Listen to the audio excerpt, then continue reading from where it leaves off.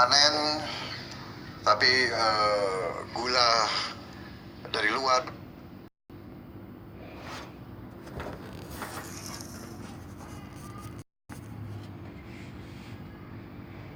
termasuk dalam jumlah yang sangat besar, Pak, jutaan ton, sehingga Baik, waktunya sudah habis. kemudian Maaf Bapak, demikian juga komoditas lain. waktunya sudah habis. Padahal Bapak sendiri membanggakan bahwa Baik. produksi naik. Jadi Baik, waktunya mohon sudah habis. jawaban, Pak. Baik, silakan Bapak nomor urut 01 untuk menjawab. Waktu Bapak 2 menit dimulai ketika berbicara. Silakan. Terima kasih. Tadi di depan sudah saya sampaikan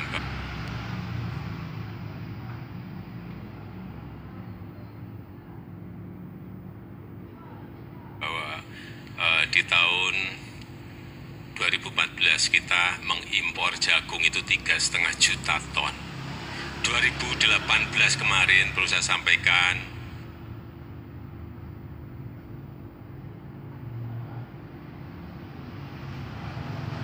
kita hanya mengimpor 180.000 ton.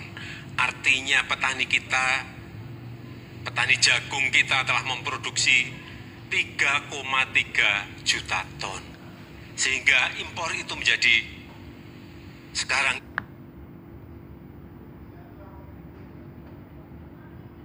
ini dapat dikatakan sangat jauh berkurang.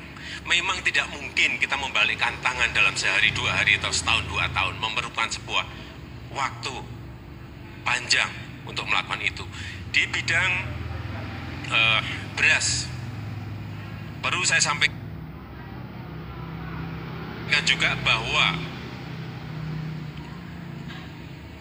sejak 2014 sampai sekarang import kita untuk beras ini turun. Dan produksi beras kita, supaya kita tahu semuanya, 1984 kita memang swasembada.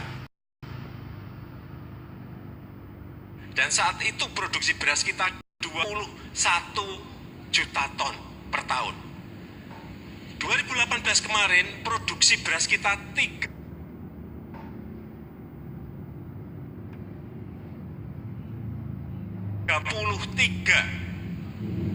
juta ton beras.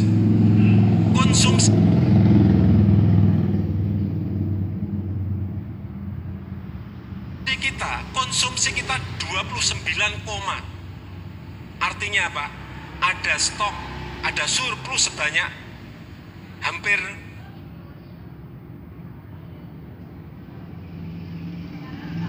3 juta ton, 2,8 juta ton. Apa artinya? Kita ini sebenarnya sudah surplus. Kenapa pertanyaannya? Kenapa kita impor? Kenapa kita impor?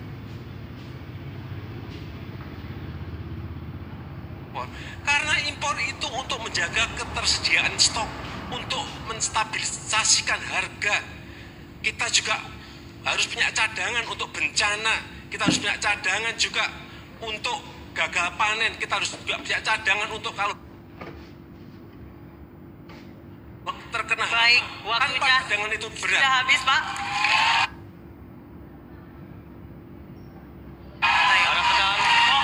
Mohon tenang hadirin sekalian. Selanjutnya Capres nomor 02 untuk menanggapi. Waktu Bapak 2 menit dimulai ketika berbicara. Silakan, Pak. Ini jawaban yang selalu kita dengar, Pak. Tetapi masa strategi yang saya katakan memang strategi dan mungkin falsafah ekonomi kita yang berbeda. Kita ingin berdayakan produsen kita sendiri.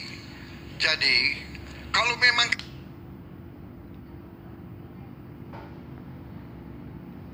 kita sudah kelebihan stok, ya kenapa kita harus import? Tenang. Itu yang jadi masalah. Kalau kita sudah benar kelebihan 3 juta, kenapa harus kita import? Apakah tidak lebih baik devisa itu dihemat, kemudian digulirkan, kita buka lahan baru, kita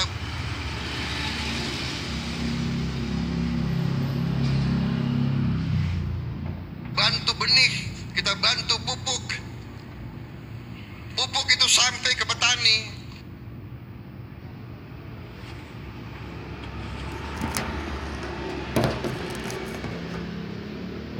Ya, jadi ini mungkin falsafah beda, Pak. Kami berpegang kepada bahwa ekonomi harus untuk rakyat, bukan rakyat untuk ekonomi. Jadi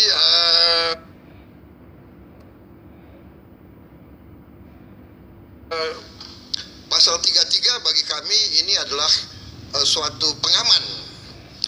Dan ini yang kita lihat dari mana-mana, ini yang diminta oleh para petani di mana dia minta harga yang baik, tapi dia juga minta jangan import pada saat panen. Jadi saya kira mungkin Menteri Perdagangan